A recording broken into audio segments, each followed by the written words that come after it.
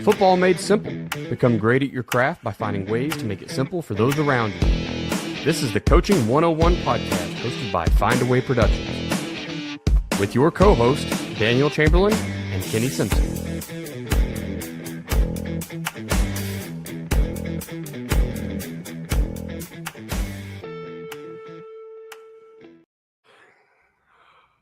What's up, coaches? We're trying. There's some new stuff. We record on this thing called StreamYard, and it is doing some wild things this morning. Am I doubled up? Can you hear me twice, Coach? Nope, you're good now. The intro I could hear twice. Yeah, the intro. I was like, we're gonna have echo all day. Okay, cool. Thank you, StreamYard, for updating your platform to do all sorts of cool new stuff. But that was weird. Yeah, time to talk a little ball today. Everybody's kind of making that playoff push now, right, Coach?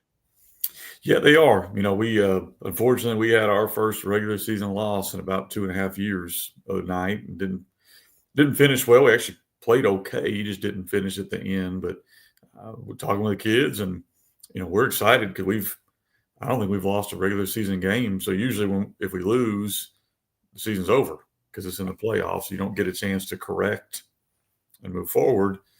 And we get that because ultimately nothing really matters except for the playoffs. If your program's at a position where you're trying to compete at the highest level, the regular season games matter, and it hurts, and it should hurt. And I've been mad all weekend, and our kids have too. But ultimately what matters is what's going to happen for us in about 2 weeks, and that's making the playoffs. We got 2 games here to kind of correct, try to get better.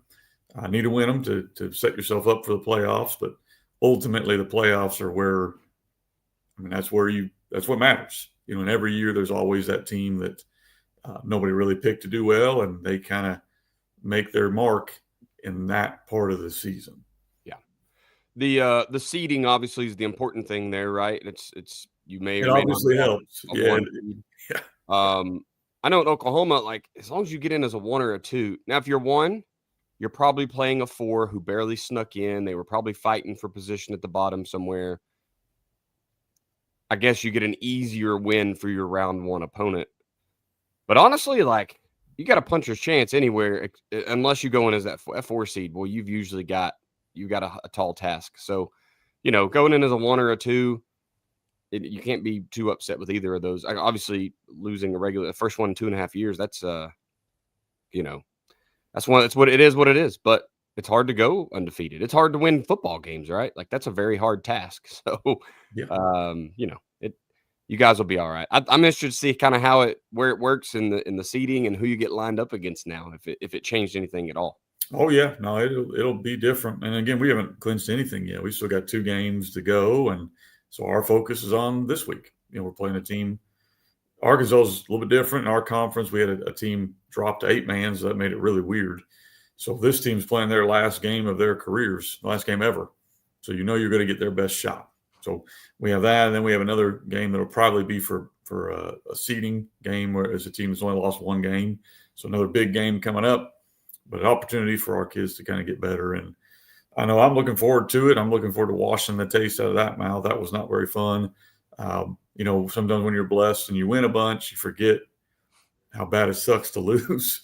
So it's good at times to be reminded, and now we get to try to move forward. And like you mentioned, the playoffs is all about who's hot, who's playing well, and ultimately, if you're hoping for an easy draw, then you're probably not going to win a state championship anyway. You got to beat the good ones anyway. Yeah, you might as well knock them out first, right, and then play something easier later. Well, that's good, man. We had an oddball game, so basically the whole state of Oklahoma moved to Thursday because Friday was supposed to just be a soupy thunderstorm mess. And then, of course, the football gods said, ha, and we had a thunderstorm rolled through the state of Oklahoma on Thursday night. So I think the Oklahoma City, the kind of the west side of the state, they all just started late. I saw a bunch of their games going live as we were at halftime. And then we were kind of we were the unlucky ducks, man. We got the first half in. We came out and played 1 drive of the third quarter and got put on about a 2.25 hour delay. People east of us, they all played, almost into the fourth quarter, and then just usually most of those games, I think, called it early. So We were just the ones that kind of like, you don't really want to call it that close to halftime. Right. So it is what it is. We had us a good played after midnight, which was fun. We'll talk kind of the situation of the week later in the show. The guy we played against, the coach we that was on the opposing team, he chose not to call the game, and we offered it to him because we were at point 1.5 hours, around 2 hours, like you start worrying about getting your kids warmed back up and getting them locked back in. We were up pretty big. So I've had all weekend to think about the perception of that from both sides. I try not to be a my way or the highway guy. Of course, I was not upset, but like, man, I wanted to go home. Plus, I had a 2-hour drive when I got done with that game, so I was crawling in bed about 2:45.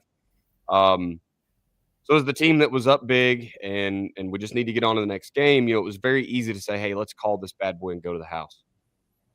The other coach said, nope. Their team was what that loss that we ended up winning. So with the loss, they went to 0-8. And he said, I'm just trying to teach my kids to fight all the time, no matter what the circumstances, we're going to fight. And that's very respectable, right? It sucks that we were the guys and it was our situation that he was having to prove that with. But, it's pretty commendable to say, hey, we're down big. He wouldn't let us roll the clock, wouldn't go home at halftime or at the weather break. So his kids sat out there and fought till the very end. In fact, they punched it in for a touchdown with like 6 seconds left on the clock or something in the game. So they kept fighting till the very end. I don't even know that our kids did. Our kids were kind of ready to get in bed too, I think. Kudos to him for keeping his team tuned up that long. Hopefully that turns into something for him in the future. I hope, maybe that'll bring some success when guys realize he wants to go out and compete every snap of the football. Anyway, moving on tonight, let's first get into the quote of the week, Coach, and then we'll push on from there. Yeah. So quote of the week, pretty simple one from Don Shula. We as a team, we suffered our first regular season loss in a long time, and so get a chance to meet on Monday and talk about how are we going to respond to this and what are we going to do. I'm confident our kids will do well. It's a really good group of kids. And so I had to get up in front of the kids and apologize for my role. I mean, my role is a huge role. If we don't win, it's on me. When we had 450 yards of offense, we scored 16 points. That's on me. I got to be better red zone, third down play calling. So the quote of the week kind of stems from that because I had to do a lot of self-reflecting this weekend, and I hope our kids did too. As Don Shula says, the superior man blames himself and the inferior man blames others. We had a lot of things that went on in that game where it would be easy to say the officials, because there were some calls there that flat out awful, but they don't determine the game. We do. It'd be easy to say, hey, their team was really good. They were really good. Congratulations to them. But we're going to focus on all the things that we could have done better to put ourselves in a situation to win. And I think that's the way you operate as a person. And I think that's the way you should operate as a team. And, you're in a good place when your kids are buying into that. Yeah. You're in a bad place because I've seen it before and I've been to it before where it's always the official's fault, or it's always the other team's fault, or it's always your teammates' fault, or it's always your coach's fault, or it's always when that's the case, you're not in a good place, and when you can get everybody together and everybody says, hey, I had a big role in this and I can do this better and we can move forward. I hope we win every game, but as a coach, you're more proud of that's going to help them in life. Like that's going to help them a lot farther than just football. I was a big extreme ownership guy, and I talk about it on both podcasts quite a bit. And so we try not to ever go down that path. I still catch myself slipping, right? Somebody cut you off in traffic. It's real easy to go, hey, that jerk cut me off in traffic instead of taking responsibility. And, maybe I should have just moved over and let him get in or whatever. For some reason, the refs always catch a ton of flack. And I always think about the games that refs make a big call, and it's controversial, one way or the other. There was still like 159 plays that you did not succeed for whatever reason. So it's like, there's a bunch of stink going on right now about the Alabama-Auburn game the other day, right? And Auburn ends up losing it late There's the timeout play. We don't know if there was a timeout or not. We could have been a penalty, could have not been a penalty. Whatever. They mishandled it. But what about the rest of that game? Mhm. Not every call goes for us on Friday nights when we line up. And in the booth, I'm probably screaming, and I'm sure Cameron Palmer is probably he's the guy up in the booth with me, and I'm sure he's like, extreme ownership. What are you talking about? You blame them the entire game. It's real mad. You get mad when you can't get a hold, and then your guy sneezes on someone, and it's like trying to kick him out of the game. So, but you still got to think about all those other plays, and what are you doing as a coach to get your kids out of that situation where the refs have, some influence. So, yeah, and I don't want to come across somebody's blaming anything. Like, I want to make sure I'm clear on that. Like, it would have been easy to do that, but that's not who we are or what we do. And we played a really, really talented team. So if anybody's listening on here from Goswell, Arkansas, y'all got a heck of a ball club and a heck of a coach, and he did a phenomenal job. And no way are we discrediting them winning the game. They made the plays they needed to, and I wish them luck. Hopefully we'll see them again, because if we do, it'd be in the state championship, and I think they're that caliber of a team. Awesome. That's good stuff. Sweet, man. Well, Coach, real quick, why don't you share some ways that Coach can make things simple for his staff and his athletes? All right, guys, if you're watching live, this is where we're going to put in the digital ads. I'm sure most of you have seen them. Coach will come out and talk gun tee clinics. We'll come out and talk your books, the 7.0, and is it Team Themes? Is it out now, the new one? I think the 7.0 will be out end of November, late middle of November, and then that 0 and 10 and 0 is probably going to push that back to January, probably. Okay, sweet. All right, here we go. All right, appreciate that, Coach. Thank you guys for listening through those ads. I know there's some guys, and they'll be swapping. As you've noticed, this is the beginning of season 7. We're looking for more products to advertise. If you have a football product you think will help a coach spend more time with his family, that's the ones I really like. If I get to spend more time at home, that's the kind of product I want. So I'm a big gear guy. So if you want to send us gear to wear on the podcast, we will not turn that down. That's right. That's right. Yeah. So we'll, anybody, some ads, you get tired of hearing the same 2 or 3. This is season 7. So we're looking for those right now. Send them in. Real quick, just want to remind you guys that mark.bridges@acesports.com is the place to get a hold of Mark. You can also contact me or Kenny, and we can push you on to him. The video board is the key thing. Doug's Winning Edge Performance Analytics, you're going to hear us talk about it today because we're getting into game film and it's playoff time and how do you be more efficient. And I think his product is a very big way of doing that because you're just pre-tagging all the film. So mainly yours when you go back to self-scout, but that's part of it, right? You should be self-scouting weekly, I think. And so if you take an hour and give it back to your coaches to spend on your opponent because your film's already tagged, I think you've done yourself a solid there. So jump over to winningedgeperformanceanalytics.com. He still has the 20% off for this year. May email him and see, with it being the year's over, he may have some special pricing. I've not heard anything just yet, but we'll see. All right, Coach, let's jump into it here. We're talking game film today, especially getting in this playoff push. Look, in Oklahoma, and I know Arkansas is different, so this is going to be different for you guys. In Oklahoma, we generally trade your last 2 games. That's what you're going to send your opponent your last 2 games. They're going to send you their last 2 games. That's generally how it works. Every once in a while, you'll find, like early in the season, I'm not going to give them a scrimmage film if I've only played 1 game and they've played 2, and you know what I mean? Like, I'm not going to trade scrimmage for game. That's just, it's not really equal. But usually it's 2 for 2.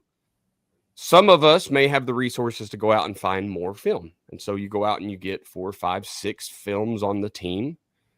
But at some point, you have so much film. What do you do with it all? And I know in Arkansas, you guys get every film. It's all uploaded, right, into a... Not always. It depends on the conference, but a lot. You have the access to go get it if you want it. Okay. Good friend of mine, Bo Collins, we're in the Northwest Arkansas area, and he's like, yeah, dude, we have every film from that year is put into a pool, and you can have whatever you want. So, and which is that's how the collegiate level works, right? It's how the NFL level works. I'm not sure that isn't probably the best way. I kind of like that. But that's a lot of data. It's a lot of stuff to go through. So that's kind of what we're going to be talking about today, is just how much is too much. When do you got to pull the plug on trying to figure out what they do and just do what you do. And coach, you're more of a if then offensive play caller. So I'm super excited to hear how you handle this. Where the tree I'm in right now, we're kind of we're going to see what your base stuff is, and we're just going to design a bunch of chaos to kind of pick on that base stuff. So pretty interested to see how it goes for both sides here. So let's just jump right into it. How do you handle opponent breakdown with these multiple films? Yeah, and kind of like you said, I think that, depending on where you are in your state, you may end up with 9 films, 8 films, 10 films. You go in the playoffs here, and you may, with YouTube, there's no need to hide stuff. We always just offer whoever we're trading, what films do you want, and then here's the films that we want, and that way there's no need for them to think we're hiding anything. And usually we'll request films of likewise teams, teams that might run similar stuff that we do, or we're going to want to pick their games that were close. Like that's the kind of films that we're going to ask for. I imagine that's what most people would ask for. And with today's technology, I think if you think you're hiding things, it's not. You're not. So the amount of coaches that have to deal, and I don't know how I would handle it. I'll be 100% honest. But if you're live streaming your games, Huddle does the best about, because after 2 weeks they go to a highlight only version. Well, then you would have gotten those 2 weeks anyway. So Huddle's live stream is pretty neat. Well, if it's on YouTube, you aren't hiding a thing. That stuff's just out there. Well, some coach doesn't like you in your conference. Just understand that, and they're going to give away your films if it helps them. Just understand that's going to happen. So no need to try to hide stuff. So anyway, I'll get off that soapbox, talk about the question. So assuming that I've got every film that I might want to have on this team, and the first thing we're going to do is we're going to get all that general data stuff done. And again, I would recommend some version of an AI. I know, Daniel, you're working with Doug. He's got a good product. There's Huddle Assist. There's Quick Cut Assist. There's probably 13 other versions of where you do it and they go ahead and fill in whatever data that they've taught that AI machine to do. I think that's worth the investment, because especially when you get to where you're doing 7, 8, 9, 10 games, I mean, that's a lot of work to put on a coach. It's just tedious work. I think coaches need to grind a little bit on film because you learn as you watch. But I don't know if putting ODK, 1st and 10, left hash, I don't know if that's really teaching them a ton. So if you can afford it, always good to have some version of AI kind of break down that general stuff. So now at least you're going into it where I can playlist this. I'm a big believer in watching the game all the way through first. I think you watch the game as the game played, because that gives you the personality of who you're playing. It's easy to go, all right, 3rd and 8s. They like to run whatever. But why? Why do they run that? And I think you learn that by watching the film as they come. First thing we're really going to do if we got a bunch of films is, we do it every time I watch our defensive guys do it, and offensive guys will do the same thing, is we evaluate your players. I'm not going to worry about the coach or what scheme or any of that stuff. If I turn on the film, I look at it as kind of the wife test. If you brought your wife to the game, which guys would she go, oh, those guys are really good? Which guys is she going to point out and say, it's very obvious these are their guys, and so you need to find that out. Not only who do you think is most talented, who does their coach think is most talented? That matters, which you might look at a guy. I've played teams before where they've got a Division I type kid. He's a receiver and he touches it twice. We like playing those teams, because what we don't like is when that guy's touching the ball a lot because he's really good and the coach knows he's really good. So we got to figure that stuff out. Who are their best players on offense and on defense? Do they play both ways? That general stuff first. On the flip side of that, you're looking for guys you can attack.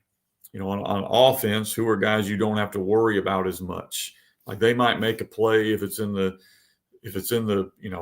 quarterback's, he checks it down to this kid and he catches the ball and gets you 10 yards. Okay, we can live with that. So you got to start going through which guys can we live with them making plays, because that's not really what they want to do.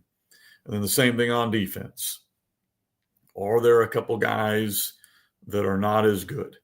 We kind of break it down as far as guys we want to avoid on offense, guys that are good ball players, and then you got your 3 or 4 guys that we got to go after. And it's all relative. I'm not saying these kids are bad, just comparatively to the rest of the team. These are guys we want to go after. So a lot of times we'll break down a team and go, okay, defensive line is their strength. Linebacker is not bad, and DBs are their weak point. Well, I mean, that's going to influence your game plan because you need to throw the ball if that's the case. So we're going to look for guys we can attack. We're also going to look over time. We're going to watch every game. We're not going to spend as much time on some games as other games, and we'll get to that in a minute. But we're going to watch every game to see how they've evolved. Which guys have gotten hurt during the season and been replaced. Which guys, have they moved around positions? Which guys have consistently either been good or bad? We're going to look for all the tricks. What's the tricks they do? What are their, what are their wrinkles? Like, are they going to run sweep pass? Are they going to run whatever? What are their wrinkles? Let's make sure we have all their tricks, because if you get in a game with everything on the line, you got to be prepared for all that stuff. Same thing on defense. How are they blitzing? What are their blitzes? What are their main things they do? And they got to have a stop. What are they doing? So we're going to watch that. Which guys have been hired or fired during the year? Some guys, like I think one of our best D linemen right now didn't even start until week 3 due to injuries. But man, he's gotten better and better and better and better. Okay, but that's not always the case. Most of the times, if you've got a guy who came in late due to an injury, that's the guy you want to attack. Yeah. That's the guy you want to go after because he's not been out there very much. So we've got to look at that stuff.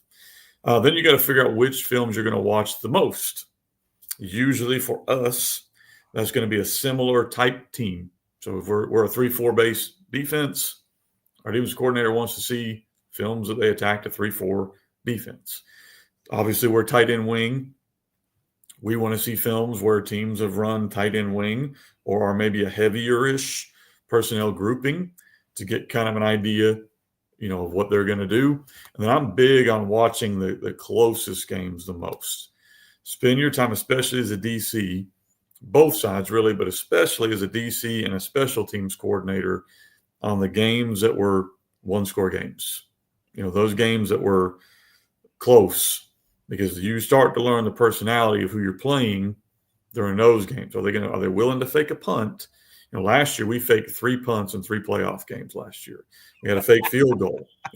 We onside kicked. So like our personality, if you watch our film, is in big games, we're going to be very aggressive in special teams. That's just kind of who we are. Who are you in special teams? What are you doing? Are you willing to call reverse on kickoff return? Are you willing to, what are you going to do? Are you willing to take a field goal with the game on the line, or are you going to go for it on 4th and 6? Who are you in the special teams game? Who are you on the offense side of the ball? When it's 4th down, who's getting the ball? You can chart the play all you want. Are they going to run smash? Okay, well, that's good to know. Who are they trying to get the ball to? Like, are they moving a guy around? And that's who I got to stop? Or is it more the scheme? We got to figure out, is it scheme or is it player that you revert to when the game's on the line? Like when you got to win a game, are you calling a play to get a certain guy the ball, or are you just running your system and letting it happen as it happens? And then neither one's wrong, but we want to know that so we know what we got to be ready for. So I think those are the things that you've got to spend the most time with. So if we've got 8 films, we're going to watch them, especially the early seasons, watch them and chart them. But we're probably not even going to put all that data in until we get to that last 3 or 4 to who you really are. Because sometimes that can really mess the data up. Yeah. When putting blowouts in, sometimes we won't even let that get put in. Like games you won by 30 plus, probably not even going in the data chart. Not worth it for us to put in there. We can watch it and confirm that it holds true or doesn't hold true, but we're not even going to put that in there. I want to put the data in on the games that matter. That's a really good point, is the blowout scenarios. I generally just find where the backups go in and delete all that, right? I don't need that film. Now you make a copy, so you keep the whole film kind of pure. But I'm notorious for breaking down a whole bunch of extra stuff just because I want to see if we can find the thing, whatever the thing is, right? There's usually something. There's a telltale somewhere. Not always, but usually. When you got to be careful, I want to hit this before you go. You got to be real careful If I know I'm going to blow somebody out as an OC, I'm a lot more relaxed. We're going to run stuff that we might not run in games that are close. So you got to kind of think about it on their perspective. Like if y'all played at 0-17. I don't know how your coach is. Maybe he just ran his base stuff and did it. Or if he's like a lot of other coaches, he might have been experimenting and trying things. I don't want that data. Like he's not going to really run that when it's gut time, when it's time to go win a game. He probably ain't playing with that stuff. He's going to run this. It is nice to find a game that is close.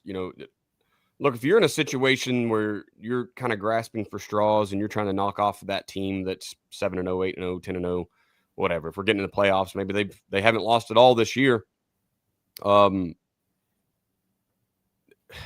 You might need to watch a little more of that film just to get an understanding of what they're doing. Because the odds are they may come into with that mentality, right? If you're not very good, if you're kind of going to shock the world, they may come in and you're right, Kenny. They might think they're going to be experimenting with you. So you might need to see what they do in their oddball times. Getting their base and being able to defeat their base, probably you should make them do that first, and then worry about the rest.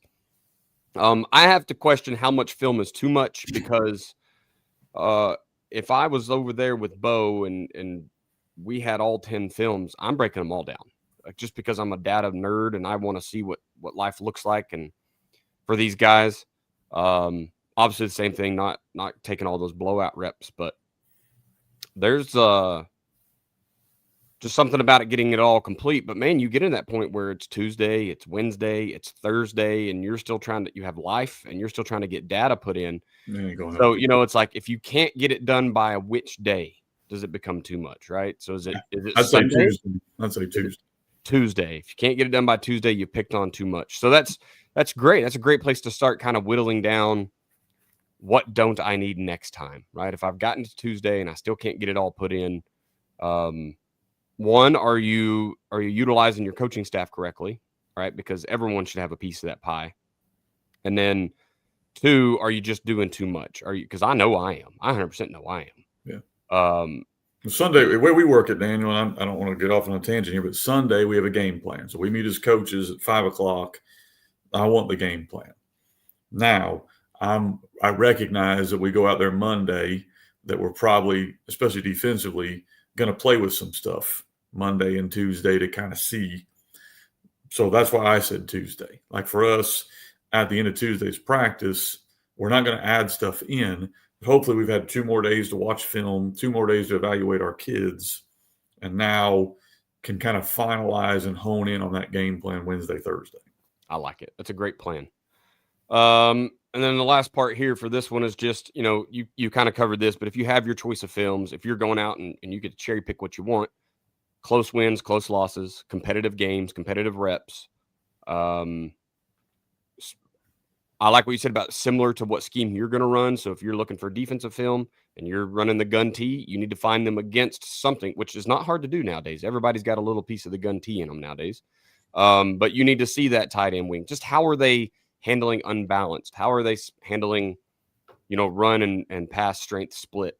It doesn't have to be your exact formation, but you need to get an idea of, hey, if I'm going 2x2 with this look, what are they giving me? What are their base alignments? What are their base coverages? And then 3x1 stuff, right? So what are you running and how are they going to line up to it?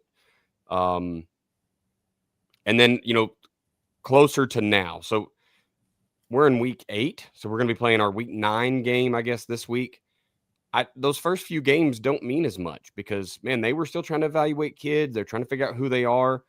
The team we're watching specifically this week, they were a big 2-back system, and now one guy's just fallen off. I don't know if it was injury. I haven't found where it happened or why it happened, but there's one dude, right? So those films earlier, he was splitting reps, and means he wasn't as tired at the end of the game. So maybe he's breaking more plays to where now he's got to tote the rock a lot more, or I don't know. We've just got to feel it. So I don't like to go back more than like 4 or 5 games too far in the past, because unless I need to for one of those other reasons, right? If I have to go that far to find a competitive game, we're going to take what we can get. If I have to go that far to find a 3-4 defense that they're playing against, we're going to take what we can get. But I mean, I'll just look at our offensive stats. Close game, probably the most close game we've had. Our running back had 33 carries. He's a dude. Our wing back, my son, who hadn't even played much offense, touched the ball 14 times. Our quarterback, who's kind of a dude for us, ran the ball 12 times. So we're probably not doing that if we're up 25 points. right. We're probably spreading it out, doing whatever, because I need the mileage on their legs to not be there. Yes. So that's kind of to your point. Those are the games where, okay, when the game's on line, here's what's happening. Yeah. And then I often wonder if you are a team that's kind of, you're trying to turn a program around. And Kenny, I guess you can even speak on this. You've done that over there at Southside. Do you watch some of those, not garbage time reps, but they're starting to pull away to see where they get comfortable so you can try to steal one of those possessions back, right? Are they just throwing all hitches? Are they just going to, spam power or counter? So maybe you can call the right defensive play to get there and cause a fumble or interception. So do you ever get to that mindset? How does that work when you're trying to turn a team around? Yeah, I mean, I think if we're playing some really loaded team, and you're in the situation where your program's not as successful yet, I think then it would be worth watching the full game to kind of get an idea where, okay, if their twos come in, this is going to happen. When they get comfortable, this is what they're going to run. It's been a minute for us in that situation, but I remember, we would watch the whole game and just kind of search when you're struggling, man. You're just searching for any little success you can have, and kind of like your guy you played Friday, scoring with 6 seconds to go. Y'all probably didn't care at all, but their kids, it was probably a big deal, Yeah, for sure. And then the last piece, and I will hit this again later, but I think you need to watch those key downs. So if you've got a game where they got a bunch of third downs, you need to see that, because I don't think play caller tendencies change that much when it's third and gotta have, or third down period. I don't care if you're up by 21. When it's third down, you're calling your third down stuff. But the game is on the line and it's third down, you're still calling your third down stuff, right? There's a switch in our brains. It's like, all right, we gotta get the drive here, gotta keep it going. Whether it's just a burnout clock because I'm tired of being here, or, oh my God, we're going to lose the game if we don't get this. I think those are pretty similar upstairs in the brains of an offensive play caller. So, and defense is the like. I think guys that blitz on third and long are just, that's what they do. Guys that want to be patient and read and just get their kids in the exact right spot per the play, that's what they're going to do. So I don't think those tendencies change too much, regardless of what the film looks like. I think now maybe you might get a blowout and it's all just base, because they're up by 30 or whatever. But even then, I think there's something to that. When this drive is on the line, what are we going to call? Let's jump into part 2 here, Kenny, and we're talking about how do you modify your attack or your plan based on the opponent's film. So how much do you go in? You said you need a game plan by Sunday, and then Tuesday's your last day to implement something new. But how much are you really changing based on what you see on those films? Well, you got both sides of the ball, really all three sides of the ball. I think really the area that we probably modify the most is special teams. I think that's our guy does a really good job with, we're very blessed to have 2 good kickers. And so, we can look at their return team and we can either kick it deep or we can try to steal a possession, or we did a great job last week. They had some freaks back there, some dudes running 10-800s and whatever. You can't just kick it to that guy, be a boomerang, back to him and in the end zone. So we did a good job in that of where's the hole, how can we kick it, did a lot of research on that. We always have a fake we carry every week on field goal and punt. And so those are generally very game plan specific, of what we're going to do there. So we actually modify special teams probably more than we do offense or defense, which is weird because most teams probably don't do anything in that world. But offensively for us, we know we're kind of heavy to one side, so we're different than most people. So we know we're going to put a tight end wing, 95% of the time. So we're just assuming that you're going to match that. So we're looking for who are you going to match that with? How good is this kid? Is this a kid we got a game plan for? Is this a kid we're going to have to shift or move or trade to kind of have answers for? But mainly we're looking for your guys. Like where are you probably going to put your guys? And then Daniel, you kind of mentioned on third downs, where are we going to find 3rd and 12? Where are we going to find 3rd and 6? What are we going to do on 4th and 1? What are we going to do in those situations? And then we do look for your base adjusts, what your trips adjust, what your empty adjust, what your unbalance adjust, and we're going to kind of have an idea of what we're going to do. We're not really putting a bunch of new stuff in. We're just kind of looking at these are things we want to work during the week to make sure we're ready if we get the look we think we're going to get. And then usually we're actually more run pass-ish attacking you based on your skill level. So last week we played a team that had, 2 to 3 collegiate DBs. So we didn't really throw it a ton. And when we did, it was kind of play actions or different looks. A couple weeks ago, we played a team that I thought had 2 or 3 collegiate D lineman type guys. We probably threw it 50-50 because that was where you wanted to attack. And I think that's more how we're going to dictate our game plan. So now we're putting new stuff in. Just what part of our offense do we want to highlight based off of what they're doing? I think defensively it is a little more involved because you got to break down the formations and all that stuff. And people are getting really creative in that world. And so that takes a bit. Usually for our guys, they're looking at what blitzes do they like this week? What are the main adjustments we're going to have to give to different formations? We don't want to give them the same look if they're getting into certain formations over and over again. And then one thing I used to do as a DC is how can I force turnovers? Like, is there a 99% tendency? Is there a 90% tendency? Is there an opportunity there where I can put a guy in position to force a turnover? Like if you run trips and you have these 3 concepts, but your hit chart on the passing game is always right here. How can I get a coverage guy to bait that and get it? Or maybe it's if you go unbalanced, you always run sweep or whatever it is. How can I get an automatic in that week to that look to create a game-turning play? Because I think when you play really good teams, they're going to get yards. They're going to get yards because they're good. So how can I find ways to give our kids opportunities to get off the field by creating a big negative play? So we're looking at that. And we've already kind of mentioned a bunch of the other stuff. We're not going to let your best guys beat us. Right. We're going to try to make sure for 4th down, you got a D1 kid that you're going to go to. We got to get double coverage on him. What are we going to do to try to take that away? I think there's a little bit here to be said about just doing what you do, right? If you're really good, the gun T system, I think you just kind of go out and use the system, right? And if you have a good system, not just a stack of plays as a playbook, it should feel like that. It should feel like most weeks you're kind of going out and just running your stuff. Now, Kenny, you talked about modifications. Look, you may go tackle over more this week than another week to help stretch out a defensive end who's really good, right? Hey, or if they're going man zero.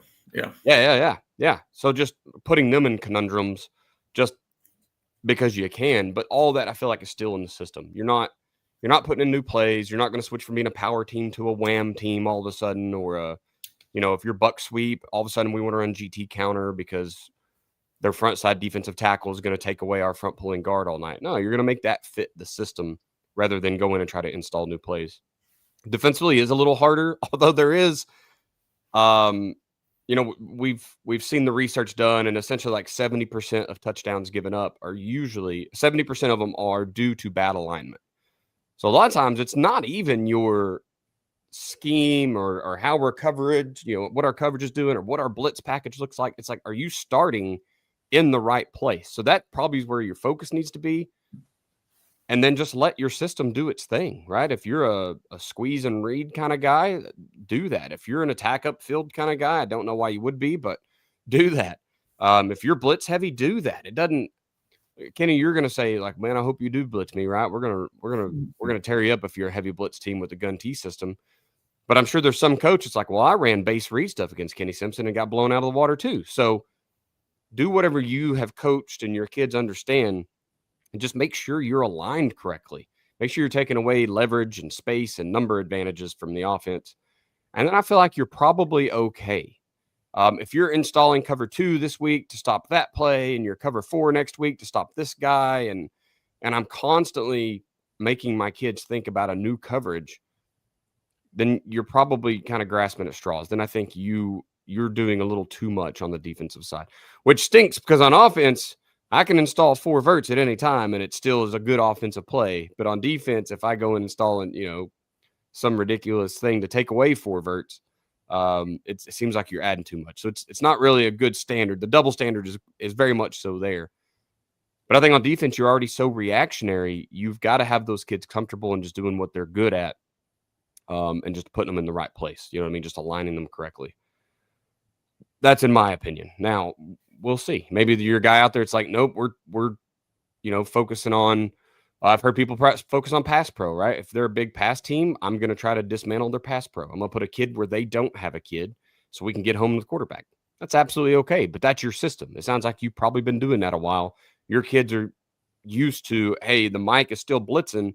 This week it's a loop over here instead of coming through A gap or whatever, right? Like that's kind of what it is.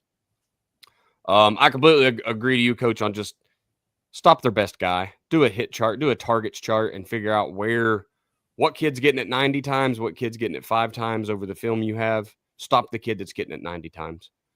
And then the other one's going to get relied on. And maybe he can't play a game where he gets all 5 targets in a game. You don't know. You talked about it earlier. You don't like to run your quarterback unless the game's really on the line and you kind of need to. Most of us don't. There's usually one kid that knows the system really well and can kind of spread the ball around.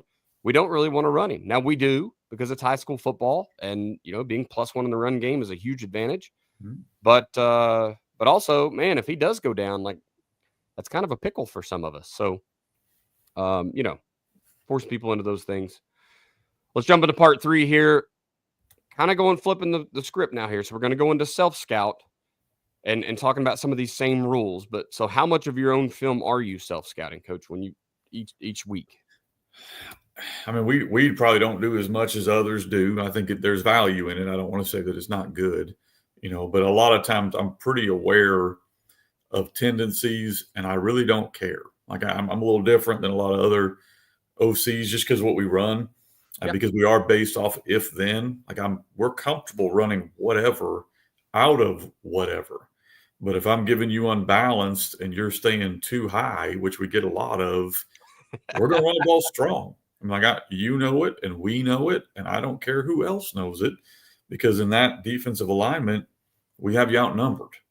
And so I'm sure if you look at our unbalanced chart, we probably run the ball strong, I would imagine 95% of the time, and you're more than welcome to make your adjustment to stop it. And then we've got stuff on the backside, but we're not going to do it just to do it. So I do think you need to be aware of what you're doing, especially one thing we try to be real careful with is we don't mess with back alignment. We don't mess with wing alignment. So we don't want to give away the back's deep. It's inside run. The back's flat. It's outside run. The wing's inside. It's power counter. The wing's outside. It's buck. You got to be aware of that stuff. And so we are intentional with not allowing those guys to really do much with changing alignment that way. That way we can run our full offense out of all of that to try to help in that world. But I think it's important that you do know what am I doing on third downs? Like, I think that's a big one. What am I doing every third down? That doesn't mean I'm going to change what I'm doing because I'm probably getting the ball to our best guys. Right. But every time we go trips, are we rolling out? And that's giving them the opportunity to bring heavy pressure. Do I have a counter to that? Like, what do I have? Draw? Do I have some kind of counter, maybe a stick route that I can make sure is in my offense if I see what I see? But I think a lot of times when I hear guys talk, I think they overthink it. I think they get out there and they go, well, we've always done this. They'll be prepared. Guys, they've had 3 days to prepare to play you. Now, if you're running what I call a generic offense, if you're like 20 and 10 personnel, then that's all they need. If you're running like a unique offense like we do, they're probably spending 2 or 3 days trying to fit buck sweep, and they're not going to have a lot of time on this other stuff. They're going to have something in. Like, they're not going to just ignore it. But because we're running something that's kind of unique, if you're a single wing guy or a flex bone guy or an option guy or whatever you are, that's not a generic's not the right word, but not a normal, I guess, offense. The common stuff, right? Common stuff. Then you don't have to overthink it. Now, if you are a 10 personnel, 20 personnel, multiple guy, that I would call those more common, you probably need to self-scout more than I do, because you probably do have some tendencies, and they're more comfortable as a defense seeing that. Like we're very comfortable seeing 20 personnel, 10 personnel, 20 personnel, 10. I feel like we see it 7 out of 10 weeks. Right. So we're going to be able to spend more time on your specific tendencies, your specific, automatics than we are when we play a team that's running like under center power I, because we don't see that often. So yeah, we are going to look at tendencies, but we're going to spend 90% of our time making sure we have the right personnel grouping on the field and we can fit that stuff, because that itself makes it tough. And don't always assume you have to run something that breaks a tendency. Like run it if you see it. Like run it if you see it. Like if we run obviously heavy tight end wing. If you want to overload our tight end wing, we will run to the other side. We have it in. But I'm not going to do it just because your chart tells you that I run strong 90% of the time if you're not getting guys over there to stop it. Right. Call the game you see on the field. Sometimes we get into what if he and what if I and what if he and what if I. It's good to have those notes. It's good to have a plan. But I'd say 90% of the games I get into, I never get to that point. Like I never get to that point. Now the 10% where I've got to, okay, yeah, he did. That's a good plan for him. I got to move to the next thing. You need to have it ready, but don't just assume you need to start the game off doing that kind of stuff. And then a lot of times I think like defensively, what have you shown on film? Trips, Daniel talked about it. Trips, empty, your general normal sets. What have you shown that you're going to do defensively? Because that offensive coordinator is looking at that. Like if you've shown in trips, you always run cover 3 roll, or you always run poach, or you always run whatever, he's going to assume he's going to get that look. So do you have a change-up? Do you have a change-up? Now, don't just put one in on Wednesday and hope it works.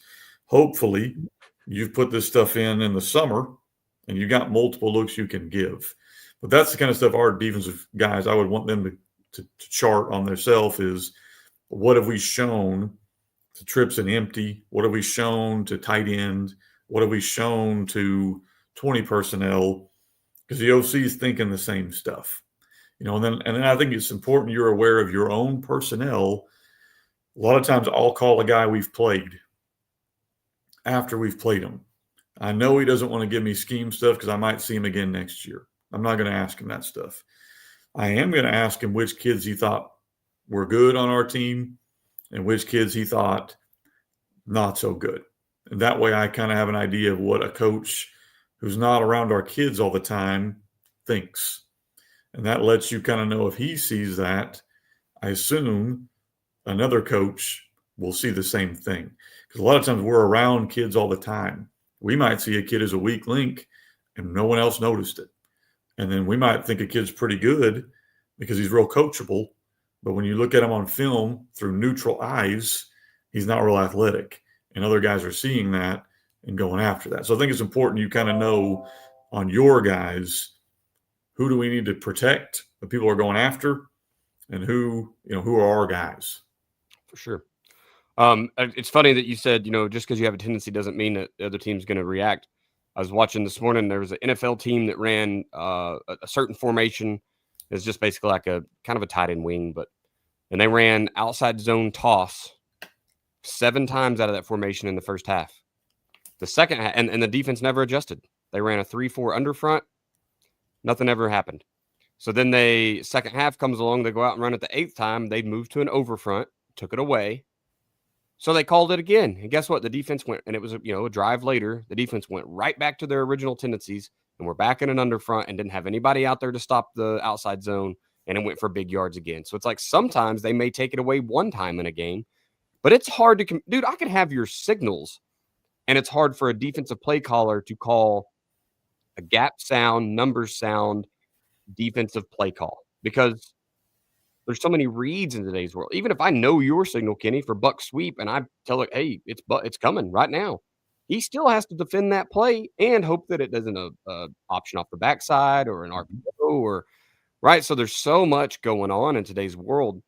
You're trying to just stay balanced. You're trying to just be good everywhere. So you can kind of get caught in this, like, we don't have an answer for everything, right? And so, yeah, you talked about it. Maybe they one time line up over there and stop your best play. Come back to it. They may not be able to stop it again. Defensively, it's hard to communicate that. I can see, a formation that every time this is jet sweep, he's going in motion. We're screaming, watch jet sweep. And how much do you want to scream that, though? Because now my backers are scraping and here comes the counter underneath it. So you just got, it's a hard world, man. That's why winning football games is so stinking hard, because there's a lot going on. So going back into self-scout, I think that you're not the same team, just like I said earlier about the opponent. You aren't the same team you were week one. Kids have gotten some concepts better than others. You've probably identified who your true starters should be. You may have moved kids, shuffled kids around. Maybe you have some injuries.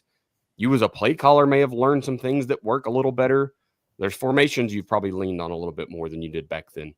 So I'm a big, I want to self-scout every game film and just see where those things, where's our efficiency high? Where have we gotten the most negative plays? Which player secretly is averaging 7 yards a catch or something?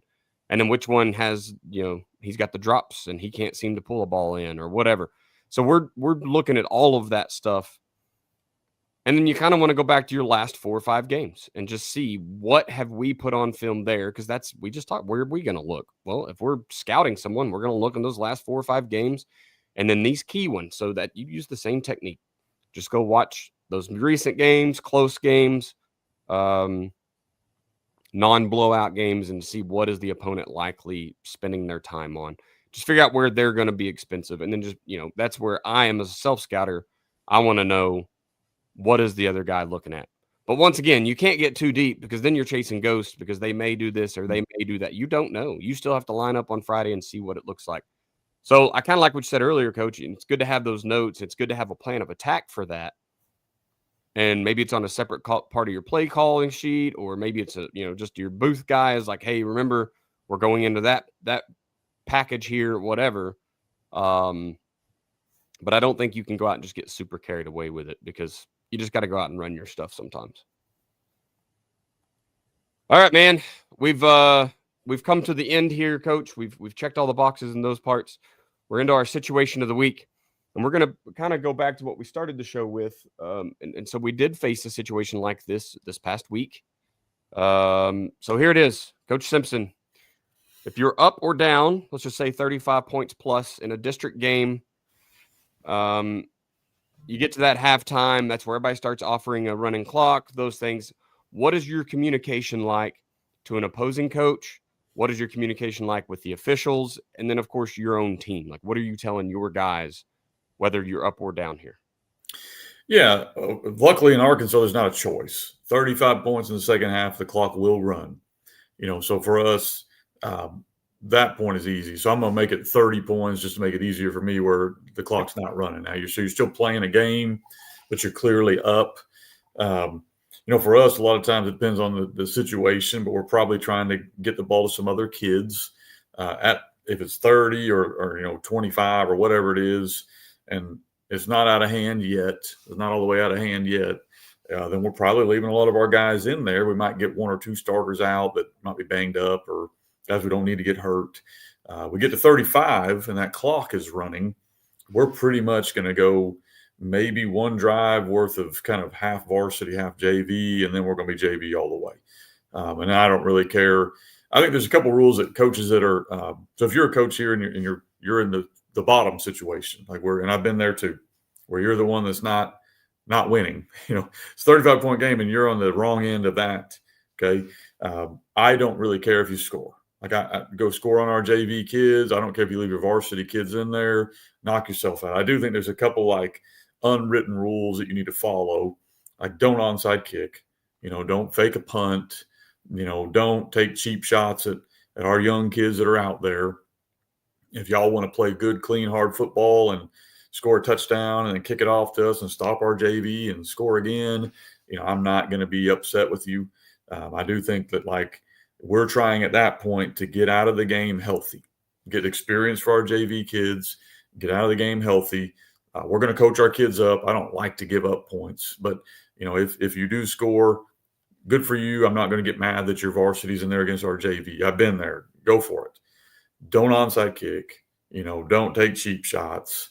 Don't run trick plays. Just run your offense and run your defense. And, if you score, good for you. I think if you're on the other end of that, so if you're on the bottom end of that, I think it is important that you do continue to compete. Like compete, try to score, do what you're going to do. Just recognize when the other coach has said, okay, we got our JVs out there, recognize that, and don't try to do something to run it up or do something to embarrass anybody, because it wouldn't take much for him to put the first group back out there. Right. So I think there's kind of coaches, if you've coached long enough, you've probably been on both ends of that. There's kind of a respect factor with the other coach across the field of, we're not trying to embarrass you, and if you're on the end where you're kind of getting embarrassed, there needs to be a respect factor of, I appreciate you putting in your JV. I'm not a big fan of teams that it makes me hurt to see guys score 80 points or 70 points or, now I've scored in the 60s before, but usually the other team was scoring 2, or unfortunately for them, they threw like a pick 6. Right. They threw like but when I'm seeing these 89 to 3, scores, I don't know the situation, so I can't judge people.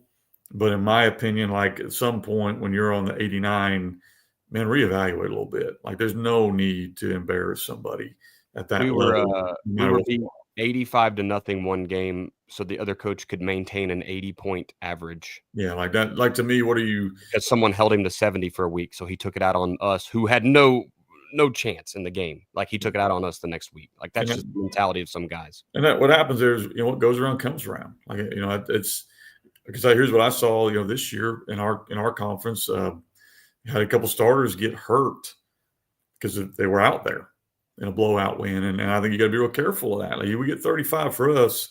Shoot, we get 25 or 28.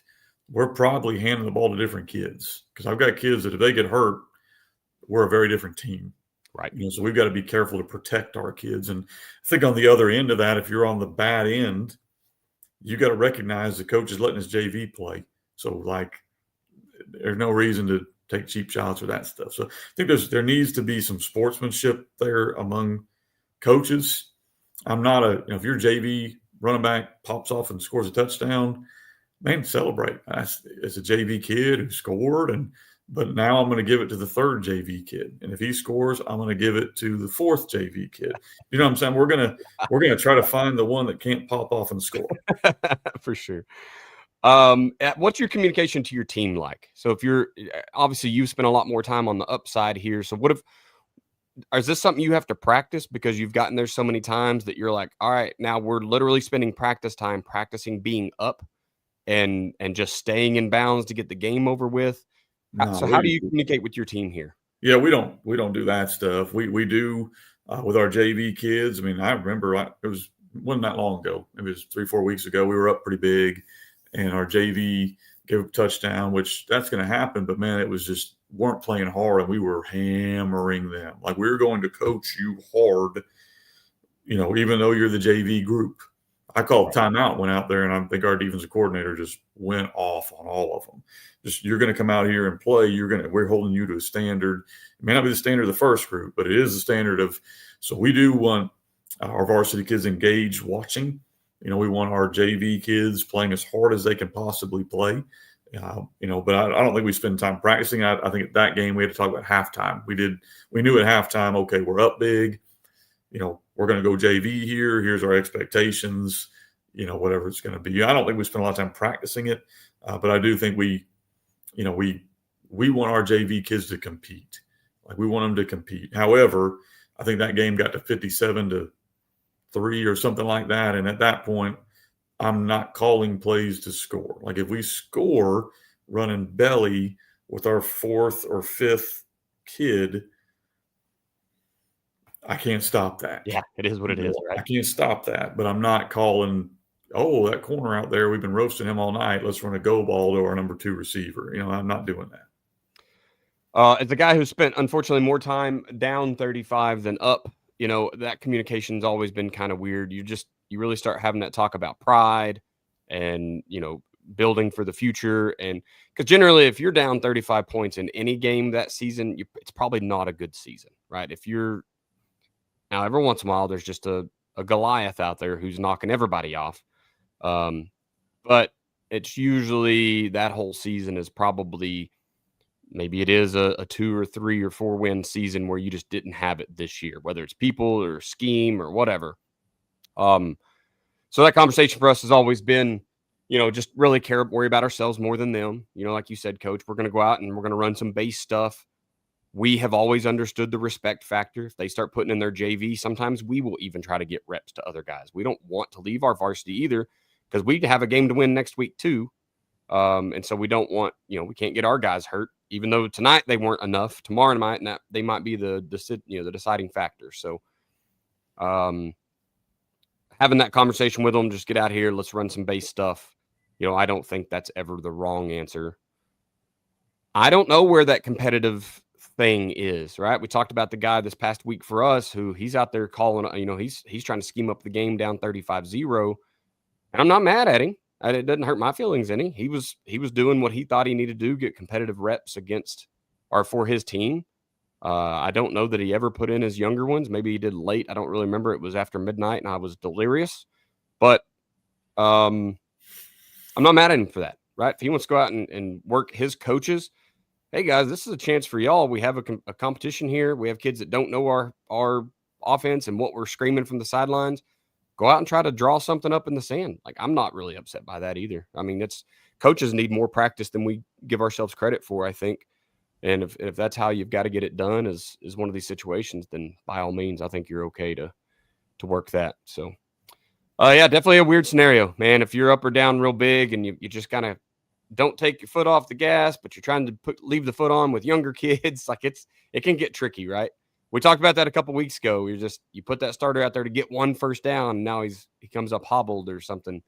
It's never good. But all right, man. Let's close it out here one last time. Sponsors, Ace Sports and Winning Edge Performance Analytics. Those guys have been with us all last season, moving into season 7 here. We greatly appreciate them. We'll be doing a little more traveling with Ace Sports as we get into December. So if you guys are going to Tampa for the big athletic administrator conference, I can't even remember what it's called now. It's been a month or so since I looked at it. Then you can see us down there. Yes. Don't forget about Kenny's new book. I think, did we skip over that? We did. We did. We skipped it earlier. Gun Tea clinics. There are a lot of them this year, and all the dates are up, and registration is open now, correct? Yeah, I've already had several already registered. We're doing early bird, which basically means the price is the lowest it'll be through Thanksgiving. So if you want to go, probably good to register now. Obviously, you can register whenever, but it's easy to go then. And several of them last year hit capacity. So we don't like turning people away. It helps us to kind of get everything registered early. So through Thanksgiving, they'll be the lowest price. We can do POs from schools. So if you or booster clubs or whatever it is, you're going to bring a check from the school, just email me, let me know, and I'll take care of it. Perfect. And then the new books, we skipped that too. The 0-10 to 10-0. Weird enough, pretty good episode here to talk about what that entails. Yeah. But talk about your new book, Kenny. Yeah, that one's going to come out probably sometime in January. And I was kind of chronicling last year where we went 10-0. And then ironically, I think it was 10 years before that. We had, maybe 8 years before that. Either way, we had gone 0-10 to get to 10-0 and kind of chronicling that with 10 different lessons that we learned along our path. So that'll come out in probably December or January. I'm going to try to get it before clinics. And then the Gun Tea 7.0. So all the new updates, we've run new RPOs this year, new formations this year. We played with some pistol this year. We also chronicled how we do our pods. A lot of guys have been asking about how do you do your practices with pod work. So a whole section on that. That's coming out, I think, mid-November. So mid-November, that'll be out. Perfect. Love it.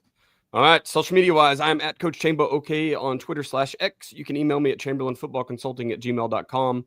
And then, of course, the YouTube is always going. I think it's youtube.com. I think you can at Coach Chambo OK and find me there as well. What about you, Kenny? Where's your stuff? all things FB Coach Simpson. So clinics, books, whatever, FBCoachSimpson.com, at FB Coach Simpson on Twitter, and FB Coach Simpson at Gmail if you have any questions. Perfect. Podcast is at Coaching 101 Pod on Twitter/X. We want to thank you for being a listener to the Coaching 101 podcast. We'll hope you'll join us next week as we continue to make the complex more simple. Please consider subscribing to the show so you always know when the new episodes are out. We'll leave you with this. It's hard to beat someone who never gives up. No matter the situation, find a way.